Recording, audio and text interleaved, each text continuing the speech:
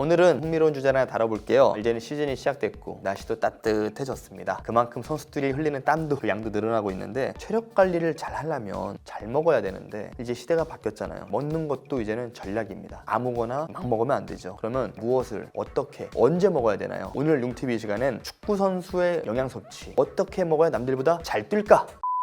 안녕하세요. 본격 축구교육 방송 축구판 EBS 융TV입니다. 우선 이 영상에서 오늘 공유하는 정보의 출처는 피파에서 발간한 축구 영양학 가이드라인에서 나옵니다. 피파는 지난 2005년 스위스 취리히에서 열렸던 축구 선수들의 영양에 관한 국제 컨퍼런스를 진행을 했는데요. 거기서 발표된 논문을 이렇게 쫙 압축을 해서 영양학 가이드북을 제작을 했다고 해요. 대략 15년 전에 발표된 가이드북이지만 내용이 워낙에 좋아서 지금도 널리 보급되고 있습니다. 주된 내용을 요약해보면 경기 전후 혹은 중간에 무엇을 어떻게 먹고 마셔야 최상의 경기력을 만들어낼 수 있는지 여기에 대한 정보입니다. 우선 가장 먼저 고려해야 될 것은 탄수화물의 섭취예요. 탄수화물은 경기나 훈련 중에 선수들의 근육과 뇌에 제공되는 에너지의 주된 원료입니다. 특히 경기 후반부에 많이 발생하는 피로와 그리고 그 후의 회복과도 아주 직접적인 연관이 있습니다. 실제로 근육 내에서 탄수화물의 저장 형태인 글리코겐은 경기 직후에 약 7에서 80%가 소모됩니다. 그리고 보통 훈련 때는 한 30에서 40%만 소모가 되는데요. 즉 무슨 뜻이냐? 이 탄수화물 섭취는 경기 또는 훈련의 스케줄이나 강도에 따라 사전에 계획되는 게 좋다는 것을 의미합니다. 첫 번째 예를 하나 들어보죠. 운동 직후 4시간 동안에는 매 시간마다 체중 1kg당 약 1g 정도의 탄수화물을 일정 간격을 두고 섭취하는 게 좋습니다. 70kg의 선수라면 한 70g 정도의 탄수화물을 매 시간마다 섭취를 해야 된다는 거겠죠. 두 번째입니다. 만약에 그날의 훈련 강도가 조금 낮았고 훈련 시간도 그렇게 길지 않고 적당했다면 회복을 위해서는 하루에 체중 1kg당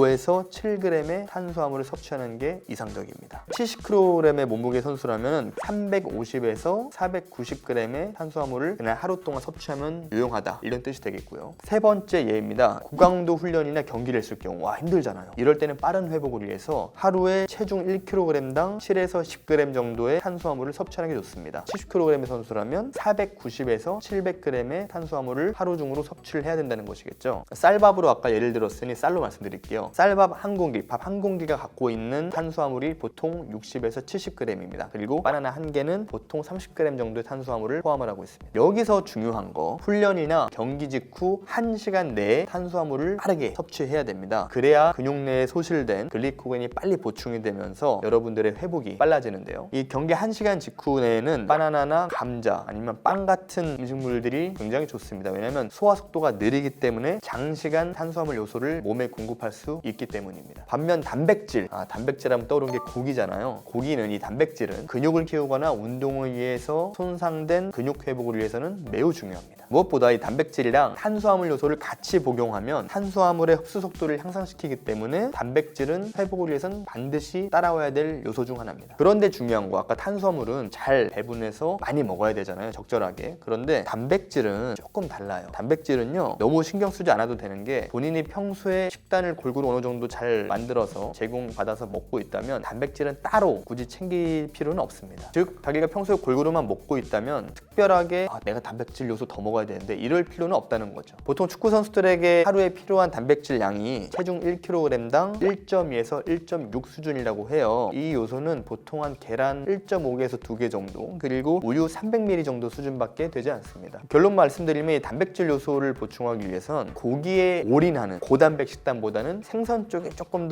훨씬 더 낫다는 말씀을 드리고 싶어요. 유럽 선수들이 자신의 식단에 생선을 많이 포함시키는 이유가 바로 여기에 있습니다. 그래서 그런 말들이 많이 있잖아요. 고기를 많이 먹으면 몸이 무거워진다. 일정 부분 사실입니다. 그럼 음식물 중에서 이게 다냐? 아니죠. 가장 또 중요한 물, 수분 섭취가 있습니다. 수분 섭취 역시 매우 중요하기에 음식물처럼 굉장히 전략적으로 섭취를 해야 되는데요. 아주 간단한 원리입니다. 땀을 흘리면 개운하잖아요. 근데 이 직업적으로 하는 사람들한테 땀을 흘리면 몸의 배터리가 쭉쭉 떨어지기 때문에 가장 먼저 운동 수행 능력이 저하됩니다. 물론 물을 좋아하는 선수도 있고 요즘에는 전해질이 함유된 스포츠 음료를 더 선호하는 선수도 있어요. 기호에 따라서 스포츠 음료에 물을 타먹기도 합니다. 수분 섭취의 경우는 경기 전 60에서 90분 사이에 갈증이 느껴지지 않을 만큼 충분히 섭취를 하고 경기 들어가기 직전 마지막 준비를 할 때 그때만 화장실 가서 싹 한번 비워내고 그게 가장 좋은 형태라고 합니다. 그리고 무엇보다 하프타임 그리고 경기 중에는 가급적 20분 단위로 물을 한 번씩 섭취해주면 되고요. 그 양은 경기 중이라면 종이컵 한 컵 정도. 근데 뭐 터치라인에 종이컵이 서 있는 거 아니니까 보통 물병이 있잖아요. 한번 쭉 빨아서 입에 크게 한번 머물 정도, 그 정도로만 20분 단위로 섭취해주면은 경기 중에 수분 손실은 최소화할 수 있다고 합니다. 무엇보다 경기나 훈련이 끝나면 이 1시간 내에 충분히 수분 섭취를 해야 합니다. 왜냐하면 갈증을 평소에 느끼는 것 자체가 이미 몸에서 탈수 증상이 진행이 되고 있다는 것을 뜻하는데요. 갈증 자체를 느끼기 전에, 이거는 꼭 운동 요소가 아니라 일반인 분들도 내가 갈증을 느끼기 전에 그 전에 미리 수분을 섭취해두는 게 가장 좋습니다. 보양식에 대한 문의도 꽤 있었어요. 개소주, 개구리, 뱀, 녹용 이런 보양식품들 옛날부터 선수들이 많이 복용을 했었는데요. 체질에 따라서 몸에 잘 받는 선수도 있어요. 저도 선수 시절 때 사슴피를 먹었었거든요. 집에서 해줘서. 저는 여름에 그걸 먹었는데 기분 탓인지 몰라도 그 해는 되게 여름을 잘 견뎠던 기억도 있습니다. 그런데 이런 제품들이 경기력 향상에 실제로 도움이 되었다는 과학적인 근거는 언제나 찾기 힘들죠. 이 부분 학자들한테도 항상 찬반 논리가 있는 부분이고요. 피파에서는 이런 도핑 검사 품목에 포함되어 있지 않은 한약재들 이런 부분에 대해서 무분별한 사용을 가급적 제한하고 있습니다. 그런데 제가 잘 알려지지 않은 사실이지만 한국도핑방지위원회에 2년 근무했던 경험이 있습니다. 그래서 모든 한국의 도핑 종목들을 또 관리를 하면서 체크를 했었는데 제 경험상 제가 있었던 상황 때는 이 한약재가 도핑에 문제될 가능성은 매우 적었던 것 같아요. 그래도 피파의 권장사항처럼 혹시 모르니까 가급적 정체불명의 이상 특이한 거, 너무 특이한 건 굳이 권장하진 않고요. 그래서 오늘 이 영양에 관련돼서 결론은 뭐냐? 여러분, 밥이 보약입니다.